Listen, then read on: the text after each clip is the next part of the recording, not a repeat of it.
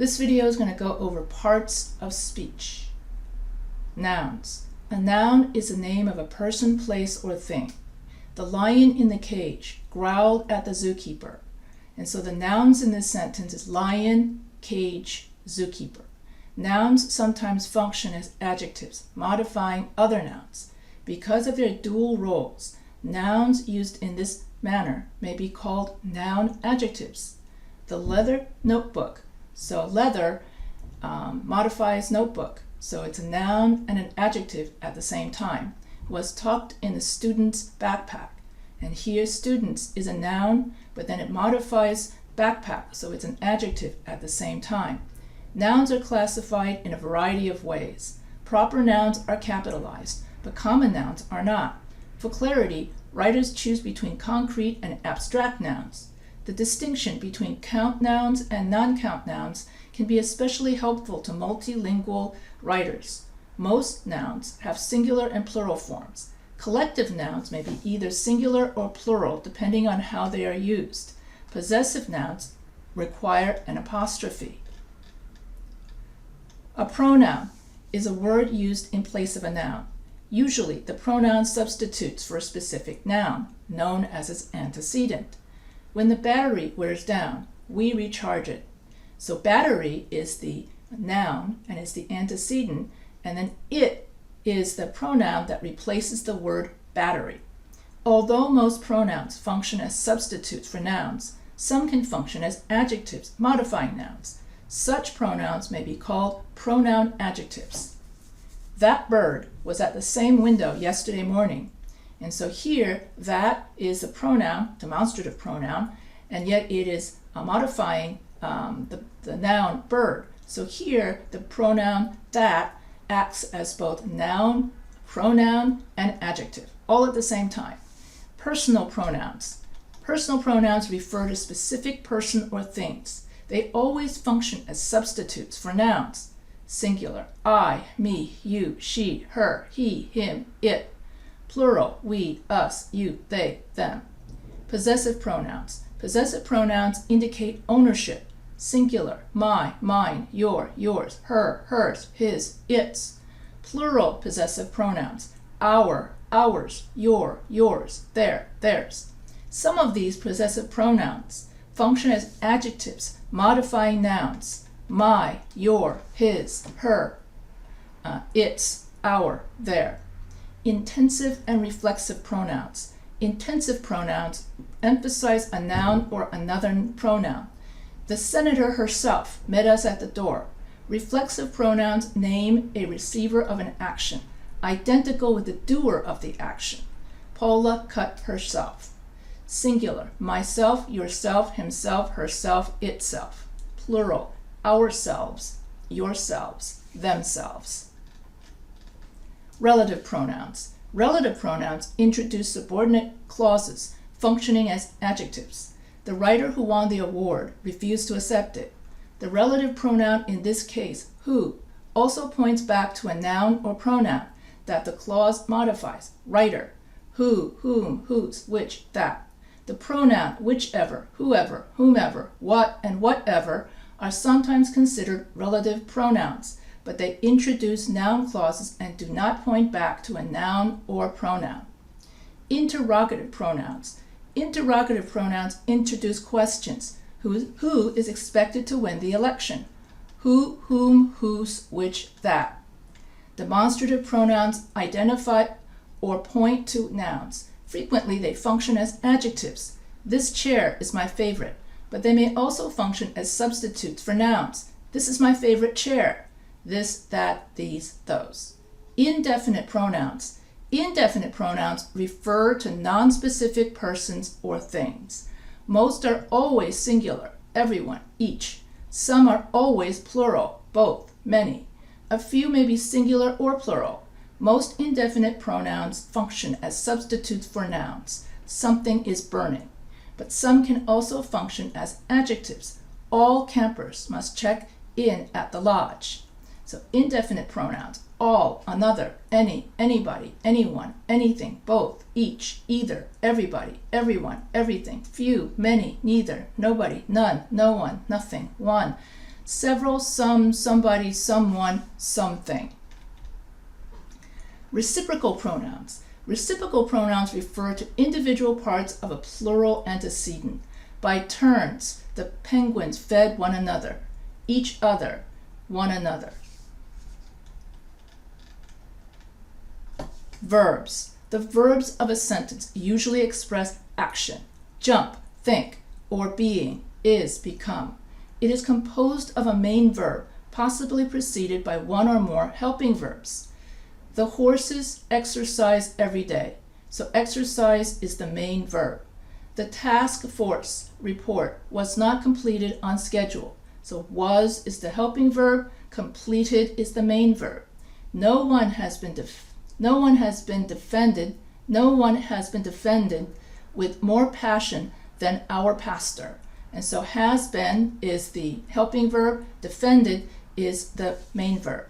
Notice that words, usually adverbs, can intervene between the helping verb and the main verb. So not is the adverb that comes between the helping verb and the main verb. Helping verb. There are 23 helping verbs in English. Forms of have, do, and be, which may also function as main verbs, and 9 modals, which function only as helping verbs. Have, do, and be change form to indicate tense. The 9 modals do not. Forms of have, do, and be. Have, has, had. Do, does, did. Be, am, is, are, was, were, being, seen. Modals. Can, could, may, must, might, shall, should, all. Sorry, I'll do that again. Modals. Can, could, may, might, must, shall, should, will, would. The verb phrase ought to is often classified as a modal as well. Main verbs. The main verb of a sentence is always the kind of word that would change form if put into these test sentences. Base form. Usually I walk. Past tense. Yesterday I walked, I rode. Past participle. I have walked, I have ridden many times before. Present participle. I am walking right now. I am writing right now. S form. Usually he, she, it walks, rides. If a word doesn't change form when slipped into the test sentences, you can be certain that it is not a main verb. For example, the noun revolution, though it may seem to suggest an action, can never function as a main verb. Just try to make it behave like one. Today I revolution. Yesterday I revolution, and you'll see why. When both past tense and past participle forms of a verb end in ed, the verb is regular. Walked, talked. I don't think he meant to have walked and walked together. Anyway, otherwise, the verb is irregular. Rode, ridden. The verb be is highly irregular, having 8 forms instead of the usual 5. The base form be, the present tense form am, is, and are, the past tense forms was, were, the present participle being, and the past participle been. Helping verbs combine with main verbs to create tenses. Some verbs are followed by words that look like prepositions but are so closely associated with the verb that they are part of its meanings. These words are known as particles. Common verb particle combinations include bring up, drop off, give in, look up, run into, and take off. Adjectives. An adjective is a word used to modify or describe a noun or pronoun. An adjective usually answers one of these questions. Which one? What kind of? How many? So an adjective modifies a noun. The playful dog. So playful modifies dog. Qualified applicants. Qualified is the adjective modifying applicants. 9 months. So 9 is the adjective modifying the noun months. Adjectives usually precede the words they modify. They may also follow linking verbs, in which case they describe the subject. The decision was unpopular, so unpopular is the adjective that describes the noun decision. The definite article the and the indefinite articles a and an are also classified as adjectives. A defendant should be judged on the evidence provided to the jury, not on hearsay. And that's because these articles modify the noun, making them adjectives. Some possessive, demonstrative, and indefinite pronouns can function as adjectives. There, it's, this, all. And nouns can function as adjectives when they modify other nouns. Apple pie. The noun apple modifies the noun pie. Adverbs. An adverb is a word used to modify or qualify a verb, or verbal, an adjective, or another adverb. Adverbs usually answer one of these questions: when, where, how, why, under what condition, to what degree. Pull firmly on the emergency handle. And anytime you see a word that ends in ly, that is an adverb. So firmly. So here, firmly modifies pull, because how was it pulled? It was pulled firmly. Read the text first and then complete the exercises. Read when first, complete when, then complete the exercises. Place the flowers here. And so here is the adverb. And firmly is an adverb, first is an adverb, then is an adverb, because all of them modify the verb read. Place adverbs modifying adjectives or other adverbs usually intensify or limit the intensity of the word they modify. Be extremely kind and you will have many friends. So extremely is the adverb. We proceeded very cautiously in the dark house. The words not and never are classified as adverbs. Preposition. A preposition is a word placed before a noun or pronoun to form a phrase that modifies another word in the sentence. The prepositional phrase functions as an adjective or adverb.